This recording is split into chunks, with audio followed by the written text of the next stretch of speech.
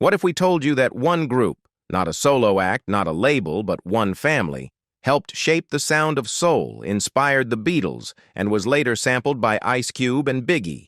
From gospel beginnings in the 1950s Cincinnati to platinum records in the 2000s, the ISLEY brothers aren't just a band, they're a legacy.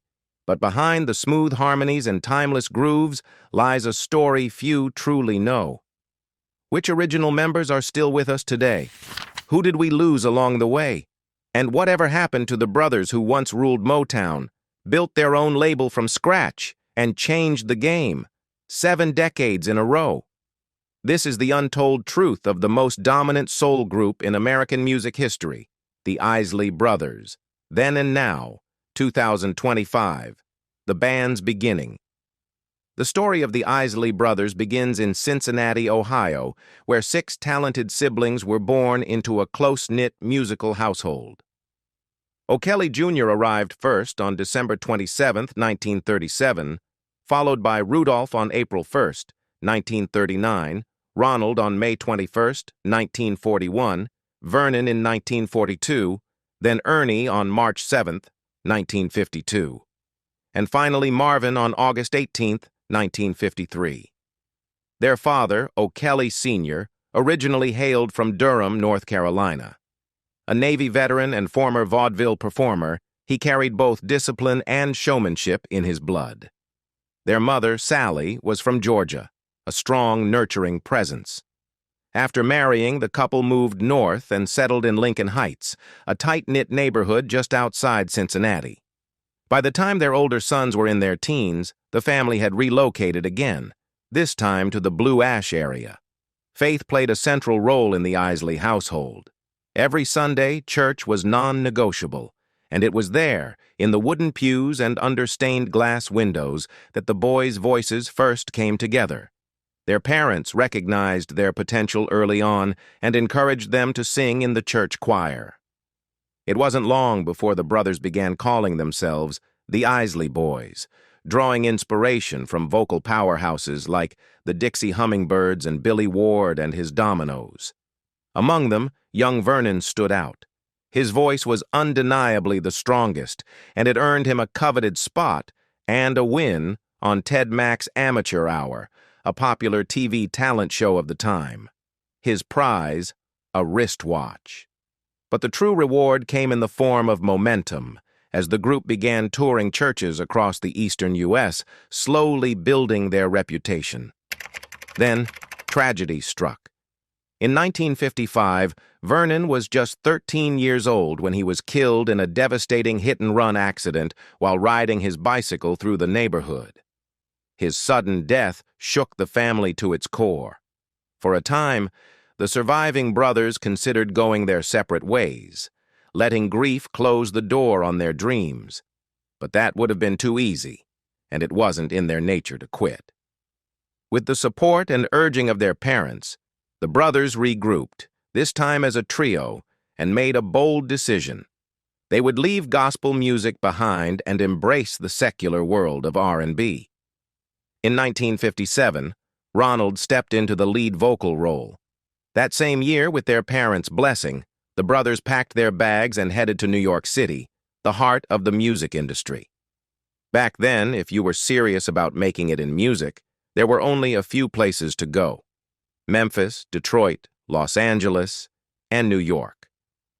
Not long after settling in New York, the ISLEY brothers crossed paths with Richard Bennett, a savvy music figure who connected them with several producers in the industry.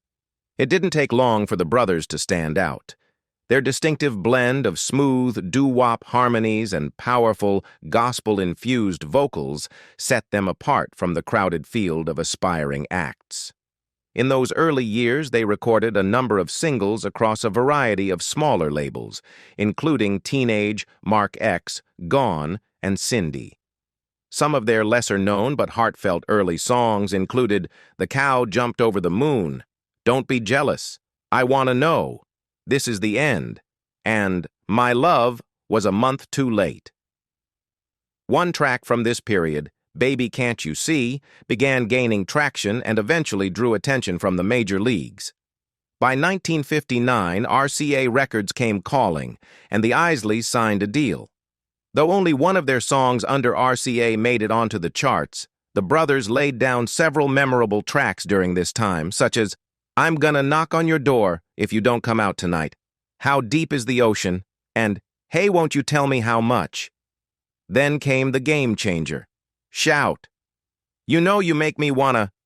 It was more than just a lyric, it became a cultural anthem. The single exploded, selling over 1 million copies and earning the group a coveted gold disc, but even massive success couldn't shield them from disappointment. RCA, despite its backing, failed to give the Isleys' other songs the same promotional push as Shout. Frustration began to build. Their debut RCA album dropped in 1959, but failed to make an impact on the charts. Disheartened but not defeated, the brothers parted ways with RCA in 1961 and signed with Scepter Records. By 1962, they released their second studio album, Twist and Shout, which finally gave them a Billboard breakthrough, climbing to number 61 on the Billboard 200. The title track became a hit and helped keep their momentum alive. A follow-up album, Twisting and Shouting, was released in 1963. But despite their talent and growing fan base, the Isleys still couldn't find a stable label home. They bounced from Atlantic to Wand, United Artists, and even VJ, searching for a place that would understand and nurture their evolving sound. Instead of waiting for the industry to catch up, they took control of their destiny. Drawing from their experiences with various producers and labels, the Isley brothers began writing and producing their own music. In 1964, they made a bold move, founding their own label, T-Neck Records. The name was inspired by Teaneck, New Jersey, the town they were living in at the time. Later in the year, the Isley brothers made a bold move by bringing on a then-unknown guitarist, none other than Jimi Hendrix. Though young and still early in his career, Hendrix's talent was undeniable. He joined them on stage and in the studio, adding his fiery guitar licks to tracks like Testify and Move On Over and Let Me Dance. Unfortunately, neither single gained much commercial traction. By 1965, Hendrix parted ways with the group, eager to pursue his own path, a decision that would soon launch him into rock legend status. That same year, the Isleys landed a deal with Motown Records. It marked a significant shift in their career, opening the doors to a new audience and polished production.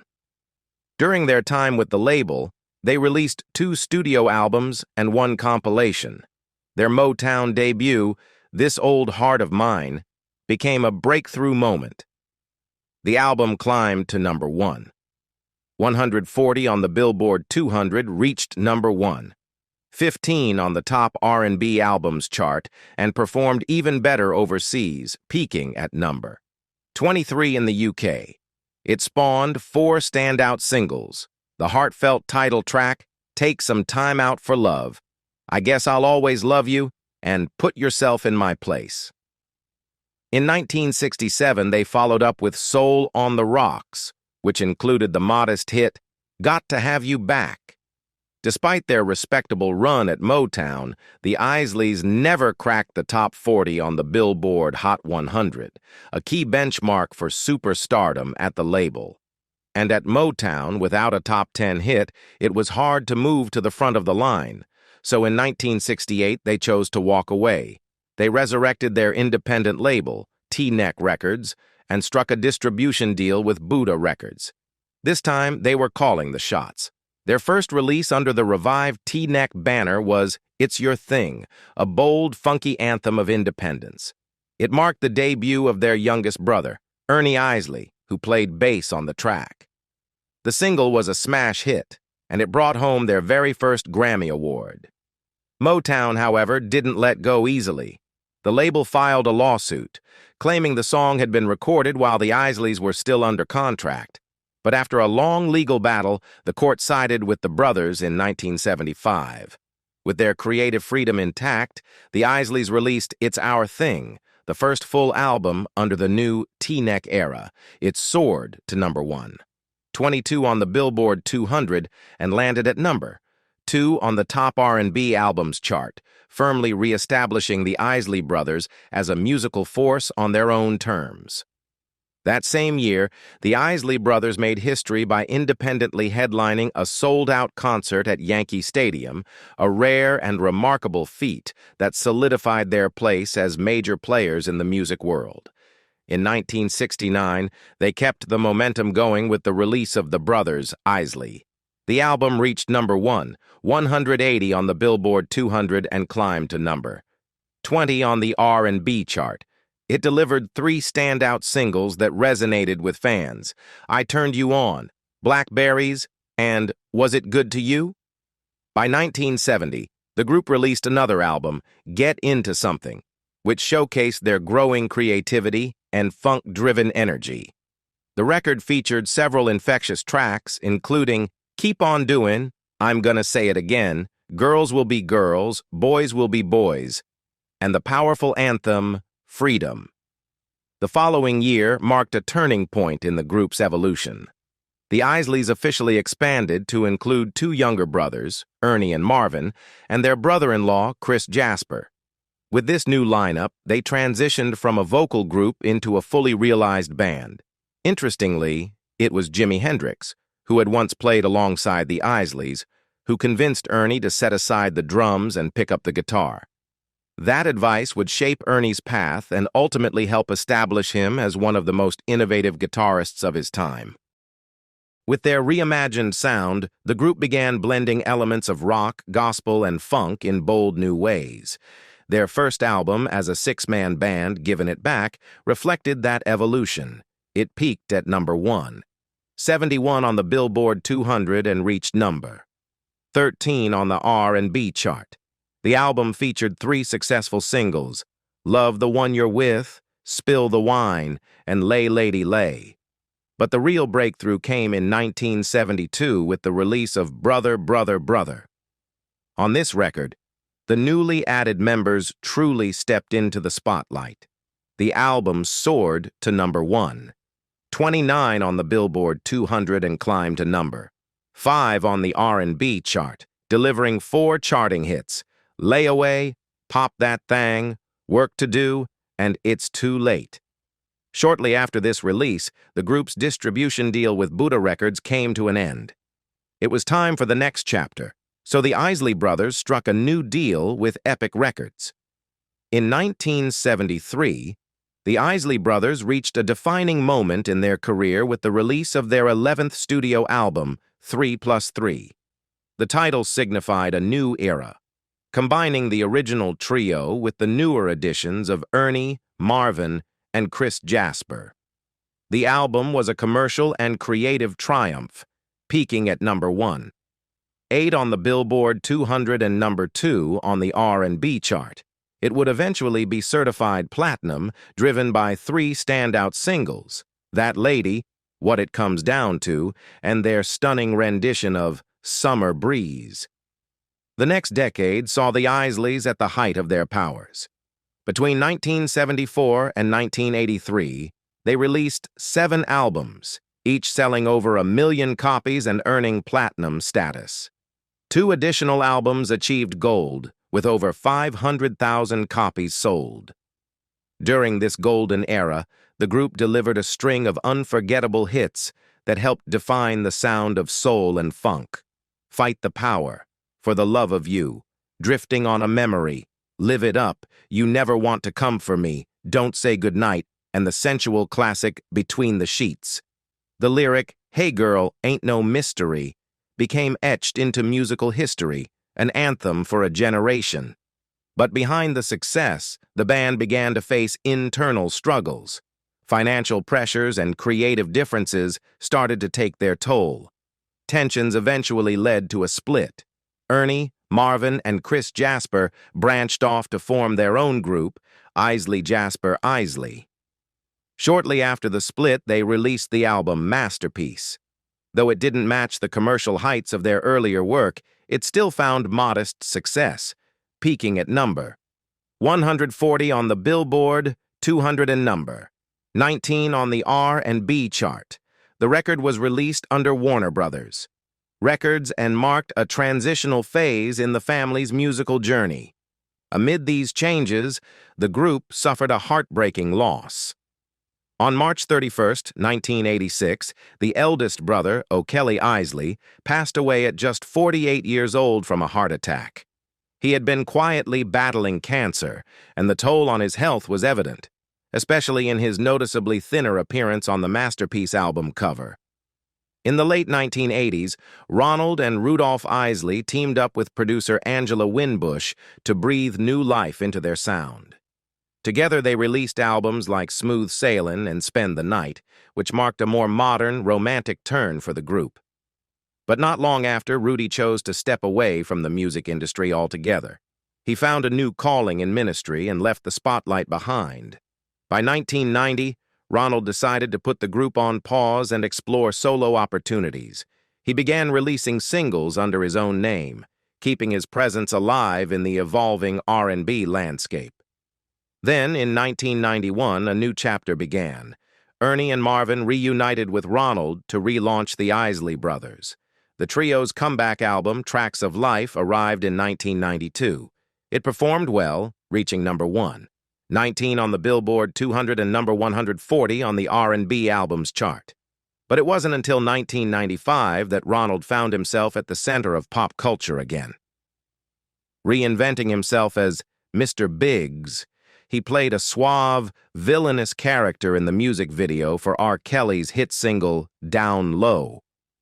The cinematic video became a phenomenon and helped drive the success of the Isleys' next album, Mission to Please, which achieved platinum status. Behind the scenes, however, tragedy loomed. In 1996, Marvin's career came to a heartbreaking end due to complications from diabetes. The illness ultimately led to the amputation of both of his legs, and he stepped away from performing. Undeterred, Ronald and Ernie continued forward as a duo. In 2001, they released Eternal, an album that proved they still had the magic. It soared to number 1. 3 on the Billboard 200 and topped the R&B chart at number 1. Selling over 500,000 copies, Eternal earned a gold certification and delivered 2 major hits. Contagious, with its unforgettable opening line, "It's 2 a.m. just getting in, about to check my messages," and the smooth ballad Secret Love. These albums solidified the Isley Brothers' place in music history. With hits spanning 6 consecutive decades, they were already legends. But in the 2000s and 20s, they did something almost no one else has done. They added 2 more chart-topping songs, becoming one of the very few acts to score hits in 7 different decades. In 2021, the Isley Brothers proved they still had their finger on the pulse of modern music when they teamed up with Snoop Dogg for the feel-good single Friends and Family. Just a year later, they made headlines again, this time by collaborating with Beyoncé on a stunning remake of their classic Make Me Say It Again Girl. The track bridged generations and reintroduced the Isleys to a whole new audience. But the road to that moment hadn't been smooth. Back in 2007, the group was forced to pause their momentum when Ronald Isley was sentenced to 3 years in prison for tax evasion. He served his time and was released in June 2010. Tragically, that same year, the family suffered a heartbreaking loss. Marvin Isley passed away from complications related to his long battle with diabetes. While Ron was behind bars, Ernie kept the music alive by touring as part of the Experience Hendrix concert series, honoring the legacy of the very guitarist who had once played in their band. After Ron's release, he finally fulfilled a long-held goal by releasing his first solo album. Then in 2011, the brothers reunited once again. Their bond and passion for performing remained strong. In 2021, they took part in a widely celebrated versus battle against fellow legends Earth, Wind and Fire, thrilling fans across generations. Over the decades, the Isley Brothers' influence has echoed through the work of countless artists. From Ice Cube's It Was a Good Day to the notorious B.I.G.'s Big Papa and Aaliyah's iconic cover of At Your Best You Are Love, their sound became the foundation for new musical movements. Their contributions haven't gone unnoticed. The Isleys have been honored with some of the highest accolades in the music industry, inducted into the Rock and Roll Hall of Fame in 1992, cemented on the Hollywood Rock Walk in 1997, entered the Vocal Group Hall of Fame in 2003, awarded the Grammy's Lifetime Achievement Award in 2014. Two of their most iconic hits, Shout and Twist and Shout, were enshrined in the Grammy Hall of Fame in 1999 and 2010, respectively.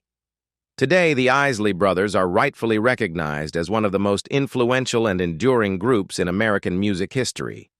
And as Paul McCartney once put it best, if it wasn't for the Isley Brothers, then the Beatles would still be in Liverpool. The Isley Brothers, members who have died and who are still with us. Over the decades, the Isley Brothers welcomed a number of members into their legendary lineup, some staying for a lifetime, others only briefly. While their music continues to thrive, the group has also endured heartbreaking losses along the way. O'Kelly Isley Jr. Born on December 25, 1937, O'Kelly Isley Jr. was the eldest of the Isley siblings and one of the founding architects of their sound. A tenor vocalist and guitarist, O'Kelly helped launch the Isley Brothers alongside his brothers Rudolph and Ronald. Their first single, Angels Cried, came in 1954, but it was Shout in 1959 that changed everything. The song became a cultural anthem and propelled the group to national fame.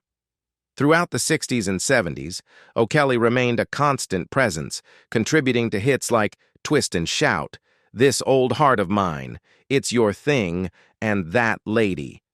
Known for his smooth, rich vocals and lyrical songwriting, he helped define the group's transition from gospel and soul to funk and rock. But behind the scenes, O'Kelly struggled with his health. He was diagnosed with cancer and, after years of fighting, passed away on March 31, 1986, at just 48 years old. His loss was a monumental moment in the group's history. As a performer, writer, and big brother, O'Kelly's legacy remains deeply woven into the fabric of the Isley Brothers. Marvin Isley. Born on August 18, 1953, Marvin Isley was the youngest of the siblings and the groove master behind the band's most iconic funk-era hits. He joined the group officially in 1973, taking over on bass as the band expanded into a full ensemble. Along with his brother Ernie and brother-in-law Chris Jasper, Marvin helped transform the group's sound into something bold, modern, and unforgettable. His bass lines defined classics like Fight the Power, Harvest for the World, and Between the Sheets. With a style that fused funk, soul, and rock, Marvin helped usher the Isley Brothers into a new generation of fans and critical acclaim.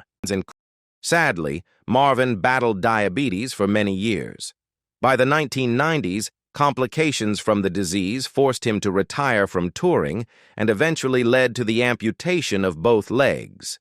Despite his declining health, Marvin remained beloved by fans and respected by musicians for his innovative contributions.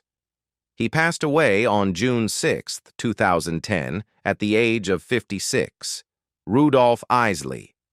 Rudolph Isley, born on April 1, 1939, in Cincinnati, was one of the original voices that helped launch the Isley Brothers into stardom. A talented singer, songwriter, and occasional guitarist, Rudy contributed not only his vocals, but his pen to many of the group's most enduring songs. He co-wrote essential tracks such as It's Your Thing, Who's That Lady, and the politically charged Fight the Power. He also sang lead or shared vocal duties on soulful classics like For the Love of You and the revamped That Lady. Though his influence on the band was substantial, Rudolph preferred a life away from the spotlight. He seldom gave interviews and was known for his quiet demeanor and deep spirituality. In later years, he left the music industry altogether to pursue a path in ministry, continuing a life guided by purpose, even beyond the stage. Rudolph Isley married his longtime partner, Elaine Jasper, in 1958. In the early years of their marriage, the couple made their home in T-Neck, New Jersey, where they lived for a decade while the Isley brothers' fame was rising.